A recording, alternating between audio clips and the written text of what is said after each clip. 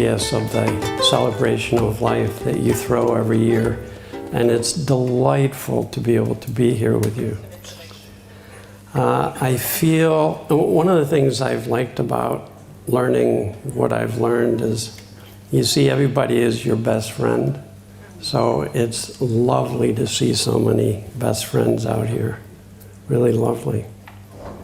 So what's it all about, Elfie? No. What's it all about? Love. If it's not about love, it's not worth knowing, as far as I'm concerned. And what I've enjoyed about learning about this is that it wakes up people's hearts. Plain and simple. Plain and simple. When I learned this, the formula is old as the hills. It's been around forever. You learn something that helps you have less on your mind.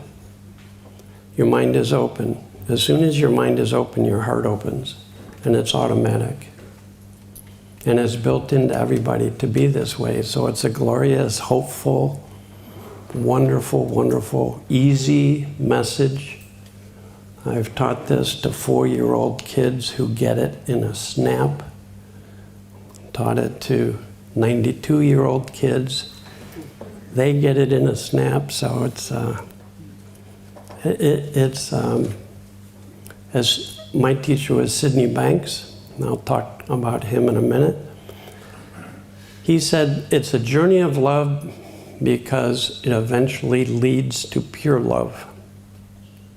And that it's wonderful that Sue started off talking about that, as love is not a job. I've never heard it that way, but that's a nice way of saying it. It's not something we have to do. It's something that we are. And that always, before this, I was interested in falling in love with something or somebody. And say, well, I've fallen in love with this person, but not this person, so now I gotta work on this one, then I can fall in love with this person. And it's a job. It's like a lot of people out here. You know, full-time job. And what I like about this is you don't fall in love with, you fall into love. And when people fall into love, they look out at the world and they see the world through the eyes of love, and then they see love everywhere they look. Right? So Sid Banks says this is a different kind of love. It's a different kind of love. It's not personal. It's not ego's love for. Right? It's a love for the world. Falling in love with the world. I sit with my desk facing the ocean. I'm talking to people on Skype or Zoom from all over the world, and our minds get quiet, and whatever's in front of us, we begin to feel, my favorite word, an intimacy with. Right? Several years ago when I was in England, up in the Lake District with my good friends John and Elizabeth, I'd get up early in the morning and go for a walk, and my mind would get really quiet, and I would fall in love with the trees, and every tree was a living being. Living, radiant, beautiful being. Right? I sit with my desk facing the ocean where I live. It's actually our living room.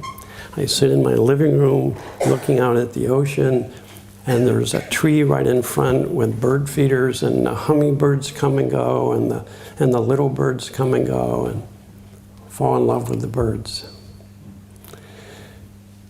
So I started my journey in this 33 years ago. And this wonderful little guy here, Sidney Banks, interesting man. I met him 33 years ago, and I've been practicing psychology for 10 years, had a successful private practice, and I saw mental health as something you had to develop, and it was a job to work on.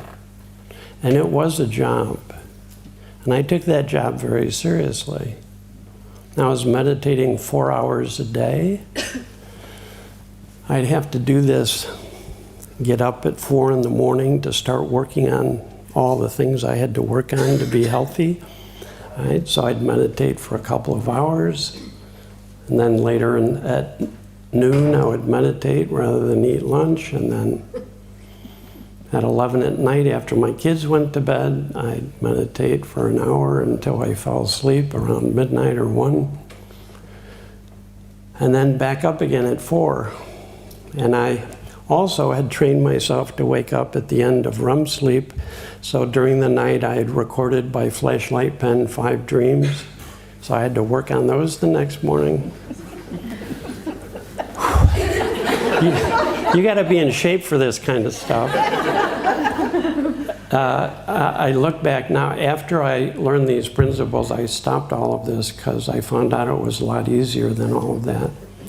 But I went on hands and knees and begged my wife's forgiveness for all those years of waking up by flashlight in the middle of the night to write down dreams.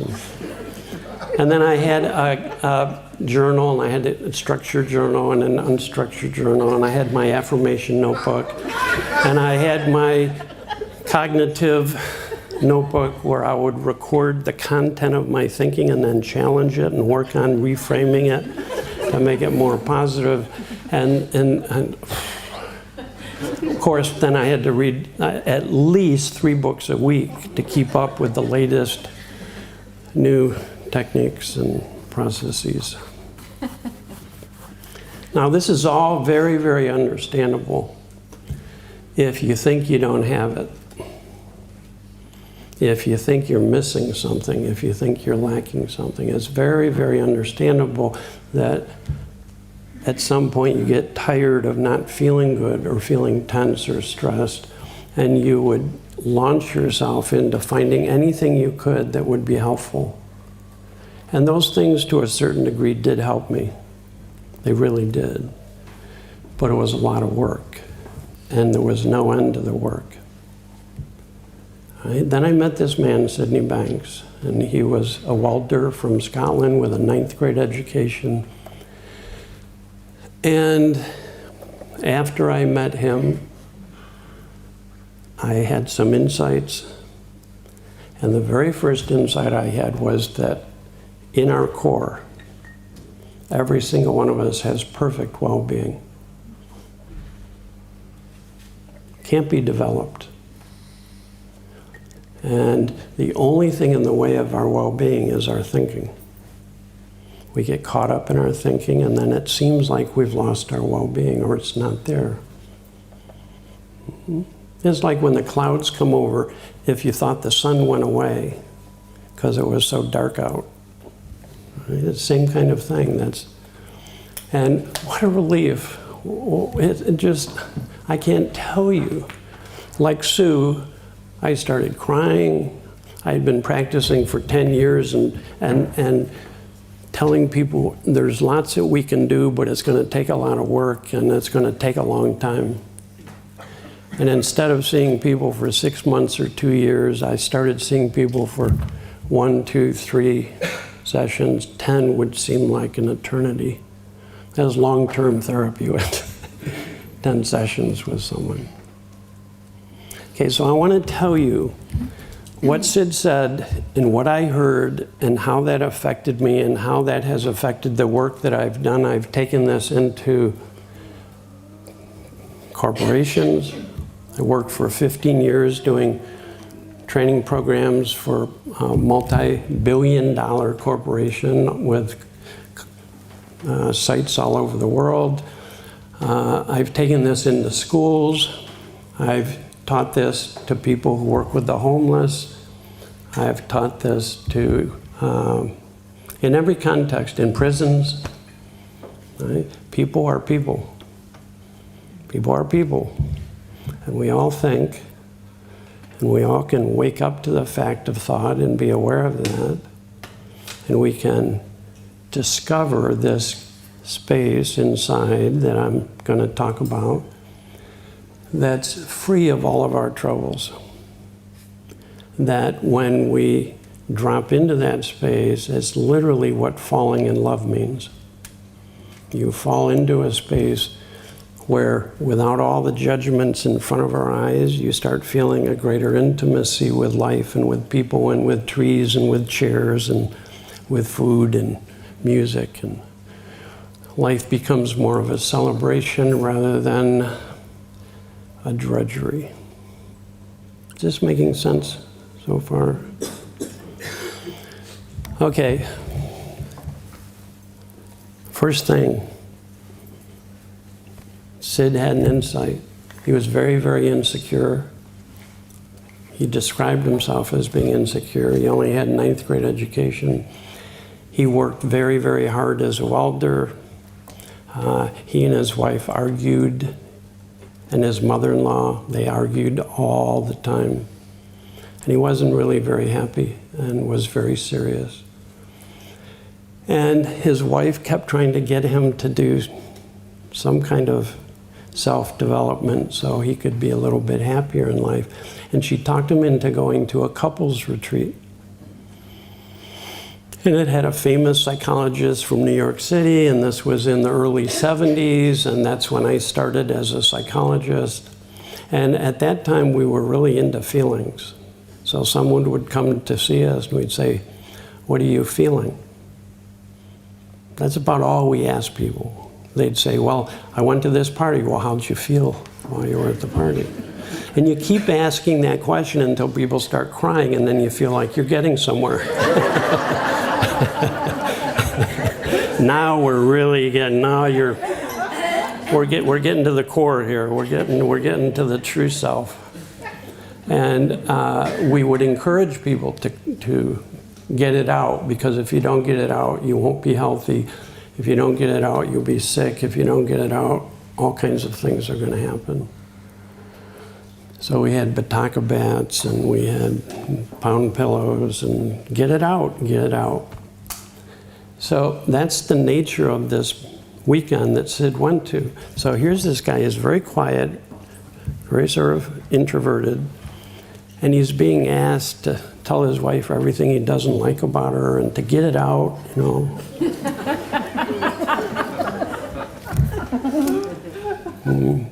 To yell and scream and to pound, and Sid just got freaked out, and he just sort of withdrew and got quiet and said, "Oh my God, I've made a huge mistake. I'm going home." He told his wife, "Boy, I'm sorry, I've made a huge mistake. We gotta leave. This is not for me." And during one of the breaks, somebody came up to Sid and said, "Sid, what's going on? You don't seem to be getting much out of this program." And he says, "I'm not. I'm going home. I'm too insecure. I've had too hard of a past. I was adopted at birth. There was a very difficult family growing up. It's very painful for me, and it's just not my cup of tea." And the guy said to him, "Sid, you're not insecure. You just think you are." And he said that just to sort of reassure him, "You're doing fine, Sid. You're not so bad off." What Sid heard, this is the power of insight, what he heard was that every bit of his unhappiness and insecurity was just made up by his thinking. And that if you don't think it, it's not made up and it doesn't exist. And so it was literally like waking up from a nightmare and going, "Oh, thank God it was a bad dream. Just a dream." So in the early days, he talked a lot about the illusion of thought. Whatever experience we're having in the moment is temporarily made up by the thinking we're having in the moment, period. That's what's happening to everybody. Every one of us is living in the world of thought. And you can't not do that. You can't not participate in that game. It's how we're wired up to work as human beings. Whatever thoughts arise are created by this power of thought we're going to experience. You have a sad thought, you feel sad. You have an anxious thought, you feel anxious. You have a loving thought, you feel loving. It's not like there's a different source for all of it. It's all coming from the same creative power, same creative function.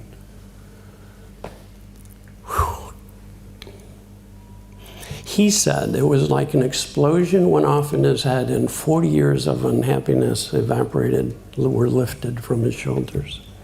Can you imagine? Can you just, I wish this on everybody, but can you imagine that suddenly he realized that the only source of human feeling and experience was being created from within by this power of thought. It's all thought. You just say it's all thought, whatever you're experiencing. Well, that's thought. Well, I'm sad. Well, that's thought. Well, I'm anxious. Well, that's thought.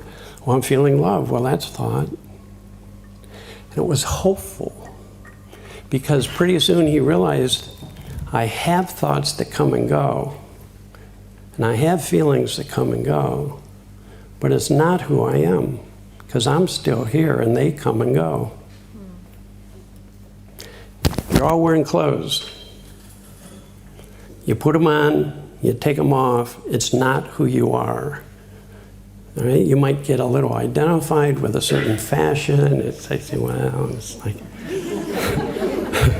the real me is this shirt, you know. But then you take it off, or it gets old and you throw it away and you get a new one, and all of our experience is like that. So after Sid had this insight, he looked around, very simple, he looked around and he saw everybody as a thinker.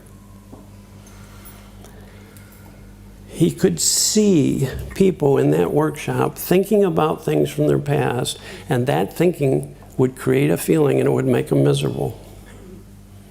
And he says, well, we have free will, we can do that, we can think about anything we want. So if we want to think about something and keep thinking about it, we're free to do that. Why? Was his question. Why would I keep thinking about it if it keeps making me anxious? Why would I keep thinking about this if it makes me more and more upset? And so he just started dropping so much of his unnecessary thinking. So much of the thinking that was weighing on him. Okay, some of you are here for the first time. When I feel like every time I come to one of these, I'm an absolute beginner.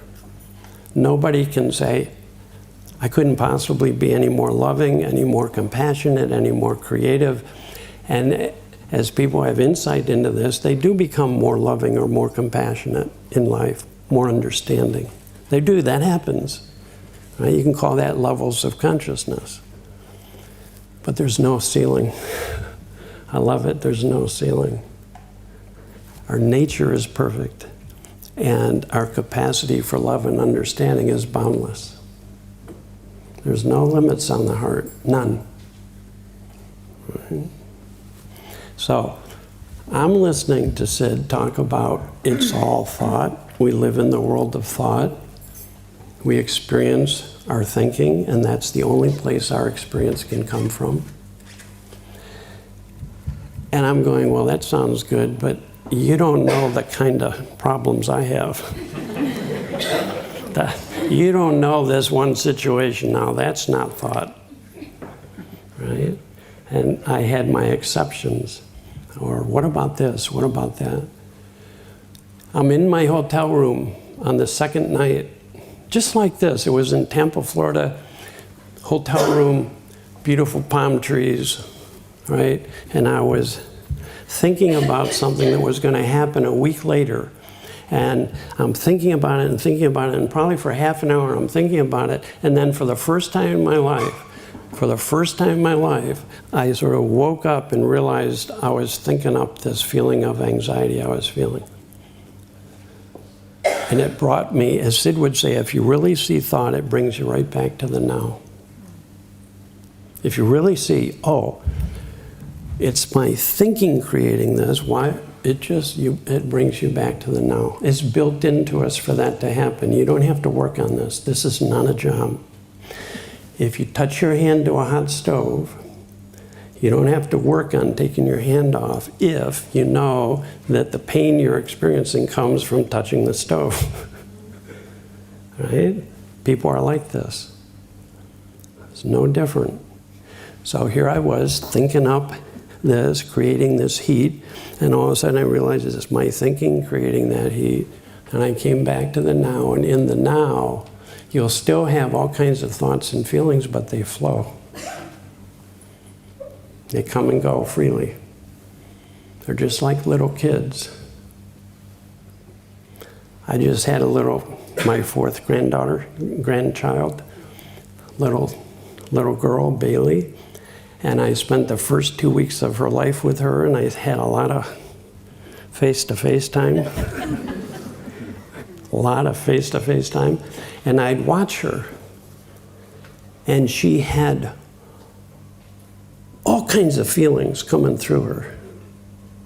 It was almost like her face was a kaleidoscope of emotion. She'd be, and it would be constantly changing. But you know what? She had zero thinking about it. See, that's our natural state. That's what Sid was pointing us toward. That's still there all the time. Doesn't come and go. So our natural state is this wide openness that allows the flow of experience to come and go and flow through us. So we'll still have feelings, but without the story. Without the story, without the judgments, without the shoulds, we're free. I get anxious before I give a talk. I used to care.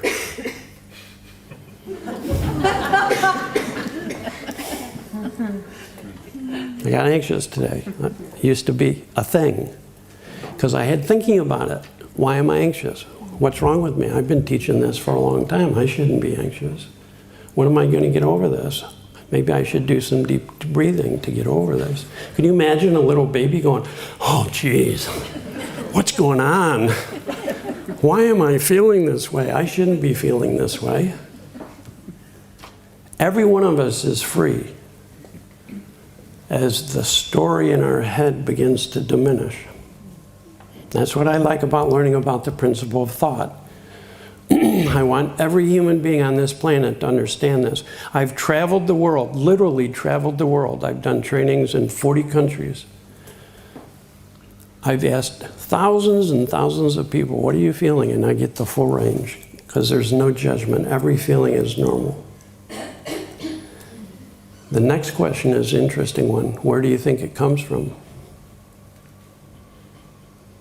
I've had people say, I know it's thought. And next time they're upset, I say, why are you upset? And they say, well, that jerk did this.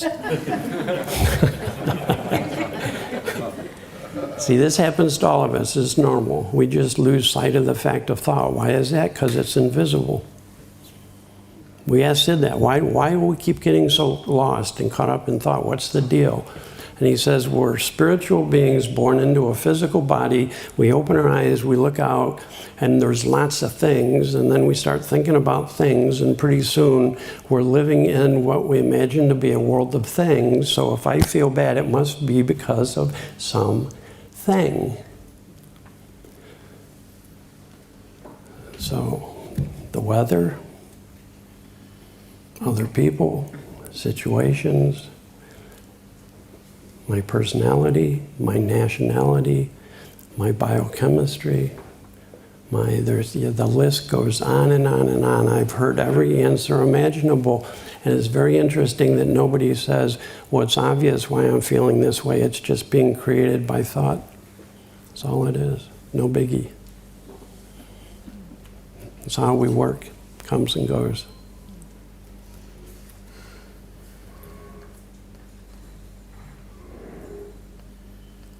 I get a call from a friend in England that I shared the principles with. And she said, Dicken, I used to be so anxious. And we had a few sessions, and now I can get up in front of people, and it's not a problem for me at all. My life is so much easier and better. But my 10-year-old daughter, Dicken, is so anxious that the school has told me they're going to ask her to do therapy.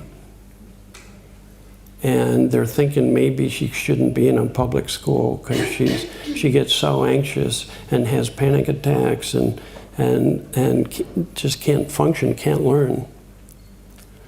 She said, would you please talk to her? I said, okay, but they're going to be short talks. We don't have to have long talks. And I want you to be there so she can be comfortable. So we go to have our first session, and it's on Skype. And there's Mom.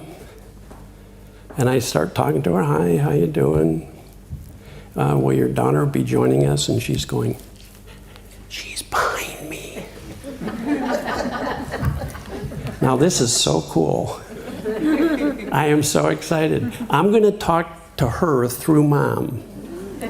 So Mom, how you doing? You know, what's going on for you? Oh, that's great, great, great. What are you seeing these days? And she starts talking to me about what she's learned and what she's seen. And now kids are really smart.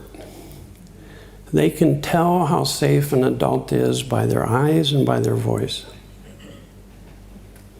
If you have judgment, if you're all caught up in your thinking, they can tell.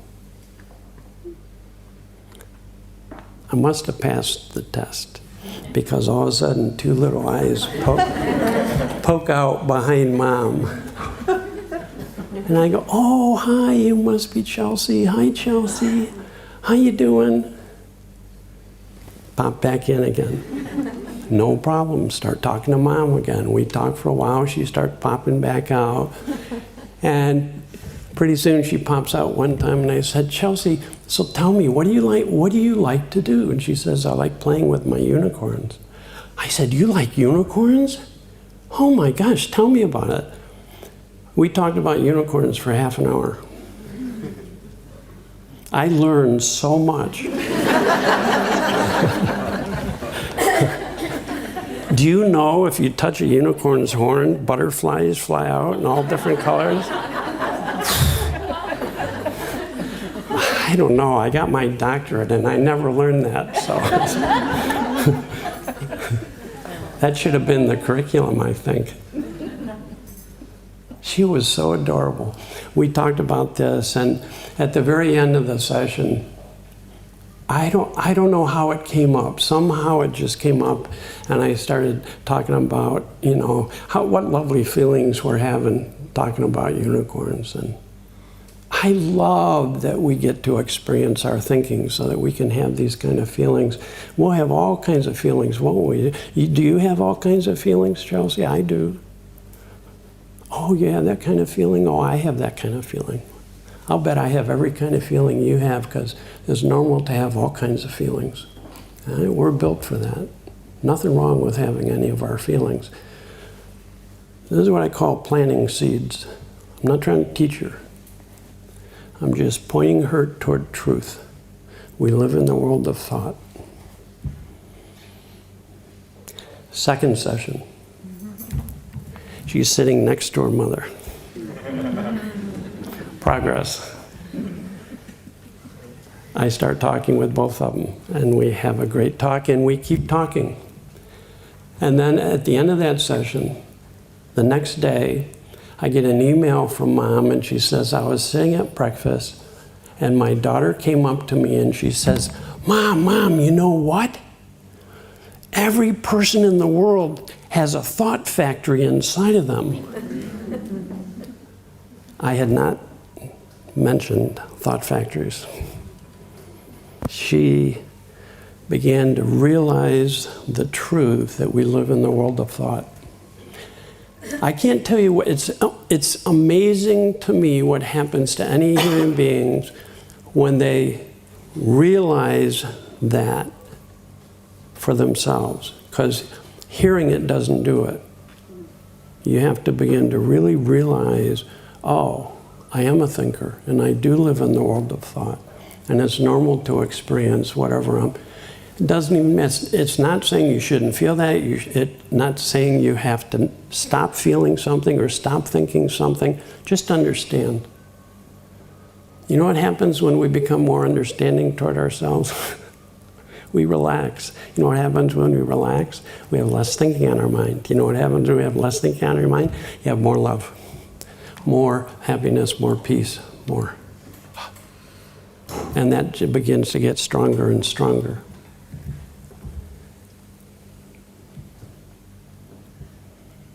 I got so excited I started talking to some of my clients about thought factories. So next time I saw Chelsea for our third session, I said, Chelsea, thank you so much. Your mom told me about that you came up with this notion of that we all have a thought factory. And that it keeps generating thoughts all day long for all of us, and that's where our feelings come from. She goes, Dicken, I have a question. Who's the manager of the factory?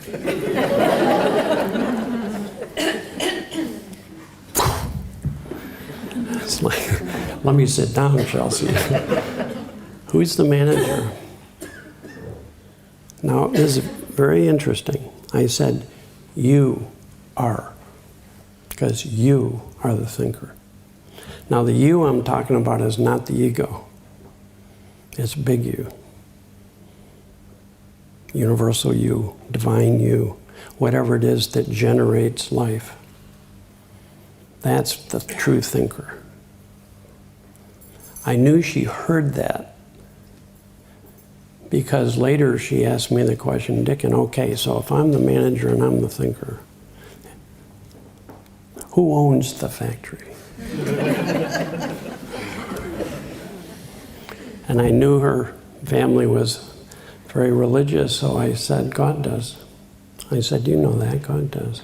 She said, I thought so. I said, good.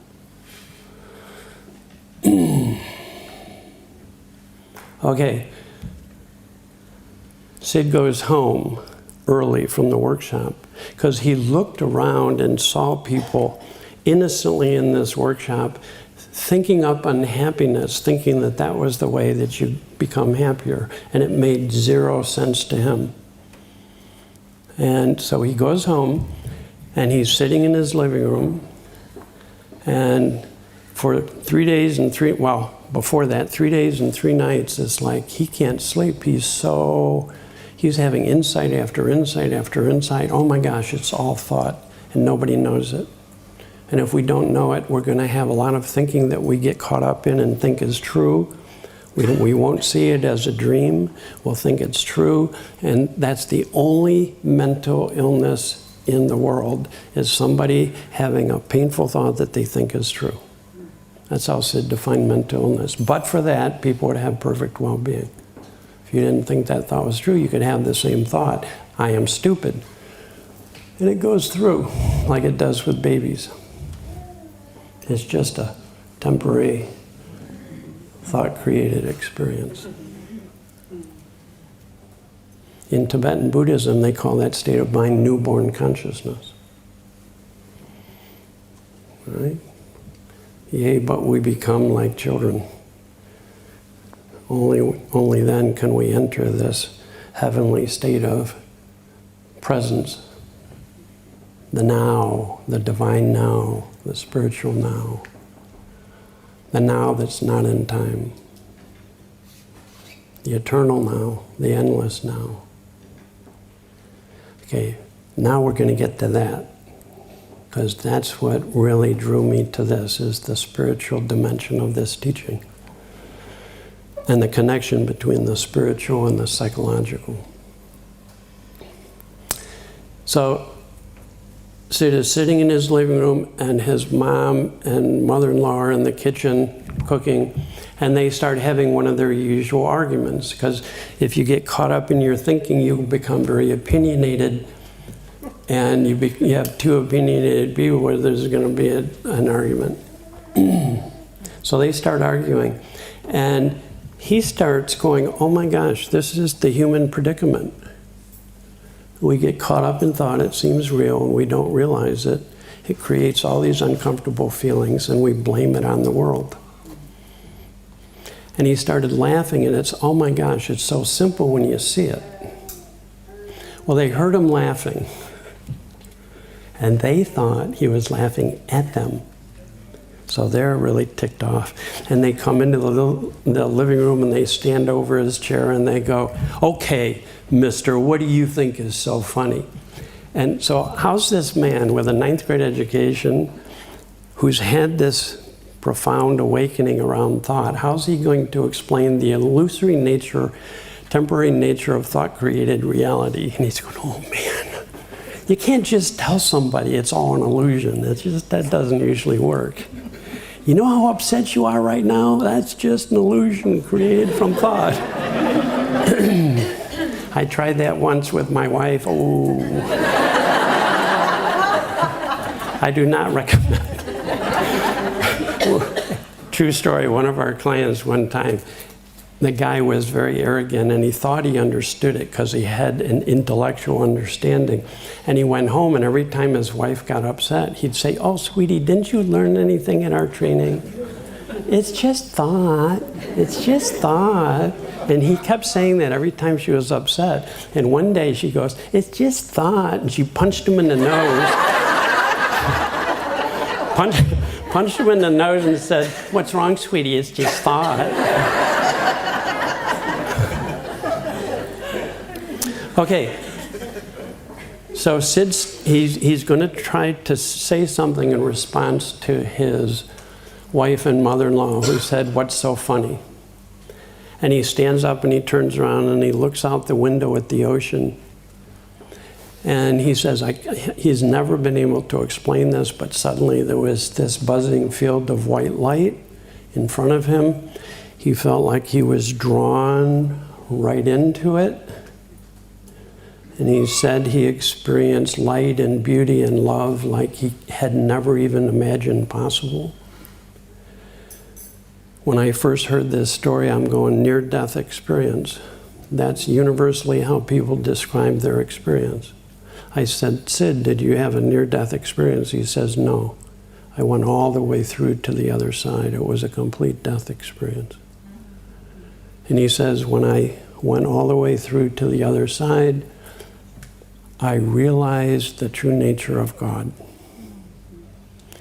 I realized that all of life is an infinite field of spiritual energy that temporarily modifies into forms. And that's the dance of life. That's the single principle. From this creative, formless, infinite source, everything is created. Do you know everything in this room didn't exist at one point? I mean, for me, this is easiest to get with babies. I love babies. They teach me so much. Right? You get no cells existing, then 2 cells exist, and then they get together and have a party. Viva! And then 4 cells, 8, 16, 32, and then some of those cells know how to become the heart, some knows how to become the lungs, some know how to become skin.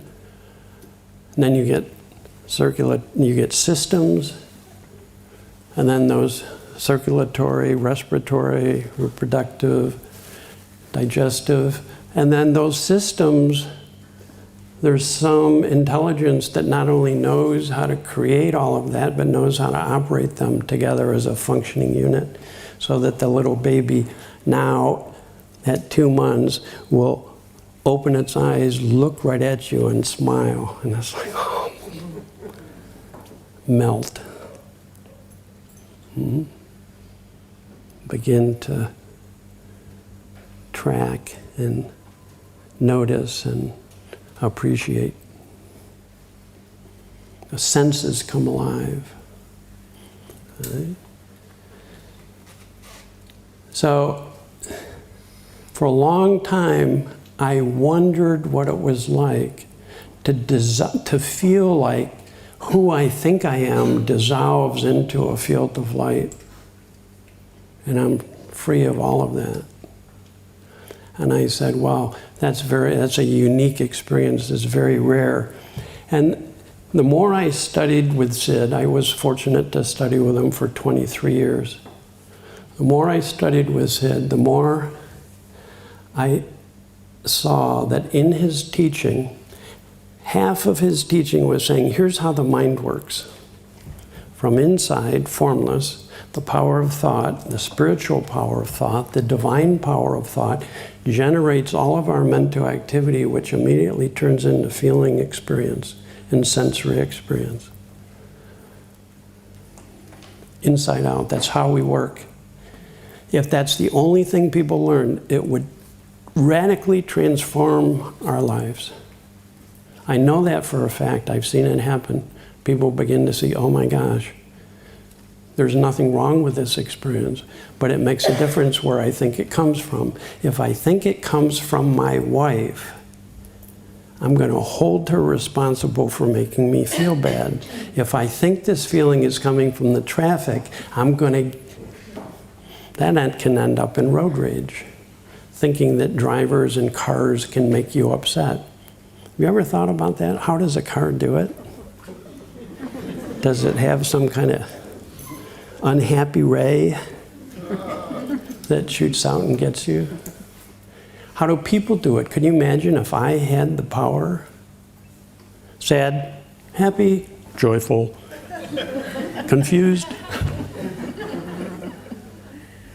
Thank goodness. But we do live in the experience of our thinking. It's that simple. When you begin to realize that the only thing that changes, you know where it comes from. So all that thinking we do about the world and how to stop it from making us feel unhappy and how to get it to be different, all of that thinking just starts falling away. You know what happens when all that thinking falls away? Feel more peaceful, happier, more intimate with life and with people. The only thing standing in the way of intimacy is our thinking.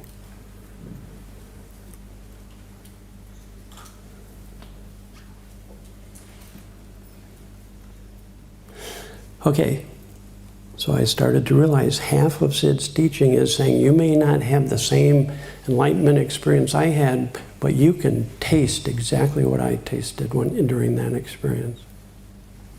There's a space inside of every single human being that when we fall out of our personal thinking and metaphorically enter that space, always, as Sid would say, it must happen. Something beautiful must come into you. For no reason, you start to feel feelings that are more uplifting. You start to have thoughts that are new and fresh. You start to be more creative. You start to have more common sense. That's why Sid could say, you already have perfect well-being inside of you. It's just waiting to come out. Just like the sun patiently waits to come out until the clouds part, and then sunbreak. Here comes the sun. Doo-doo-doo-doo. I love seeing people as radiant beings who get caught up in thinking, so we wear this Halloween mask. It's Halloween, so.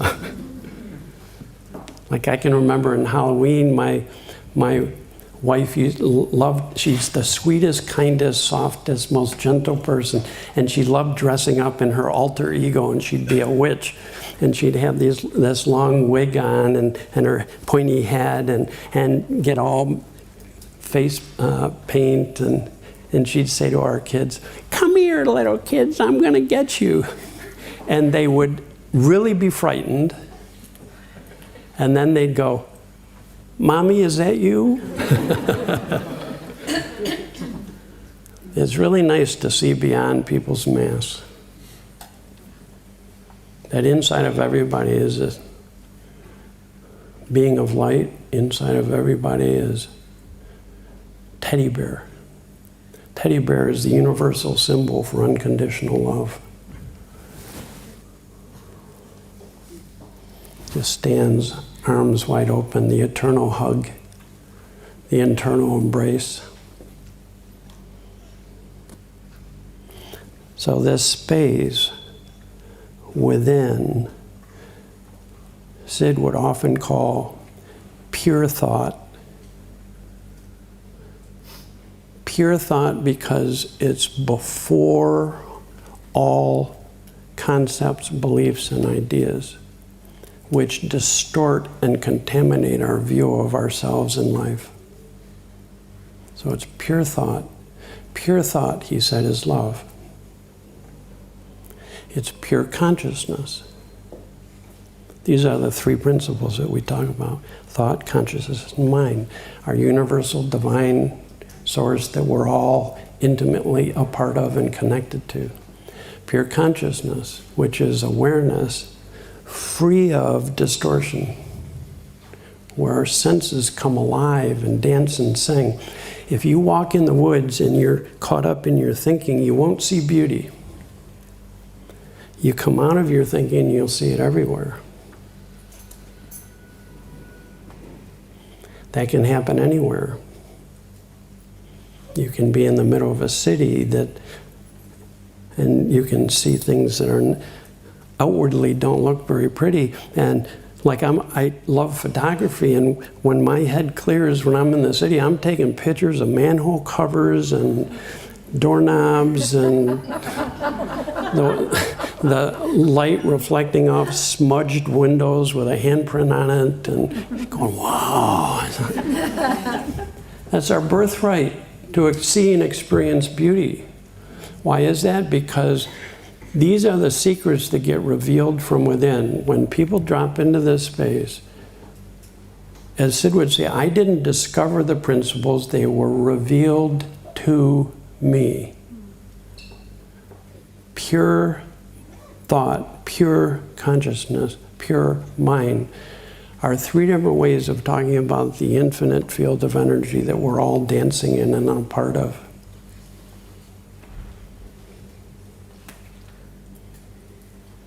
So we can say at core, at heart,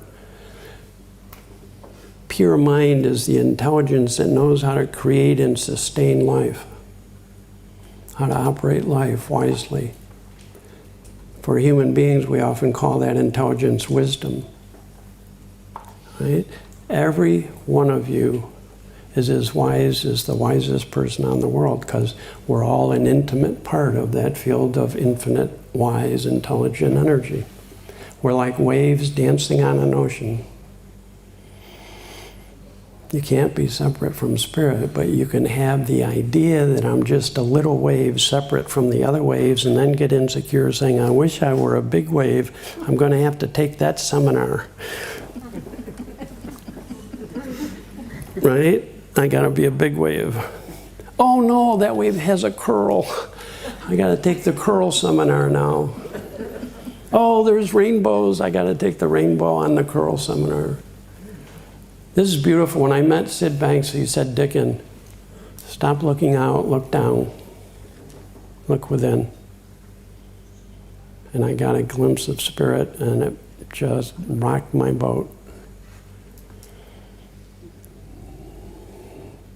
It's what Sid called pure thought is love, pure consciousness is love, pure mind is love, because it's total. It includes everything. It's a love that includes everything. We're all an intimate part of this dance. It's the most beautiful, hopeful message. I can't tell you how many clients that's helped all over the world. Inmates in prison suddenly saying, I thought I had to get out of prison to be free, but I found my freedom in prison. I feel happier and lighter and more peaceful now in prison after learning this than I did when I was on the outside. A prisoner to my own tormented thinking. See, isn't that hopeful? It's such a simple, hopeful message. We're all thinker, we're all aware beings, and we're all wise at core, have perfect well-being at core. What a beautiful message.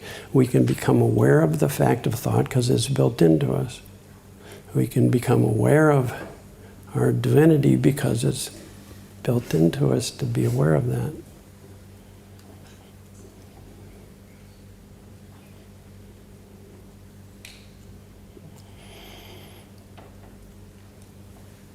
This can't be figured out with the intellect. I tried really hard for years to figure it out. The principles they're not good ideas. They're ways of talking about God. They're ways of talking about the forces that move and create and generate and operate life. You can't do the principles. That would be like waking up and saying, I'm going to do gravity today. I didn't do it yesterday. I'm going to do gravity today. Okay. Thank you, everybody. It's been a delight.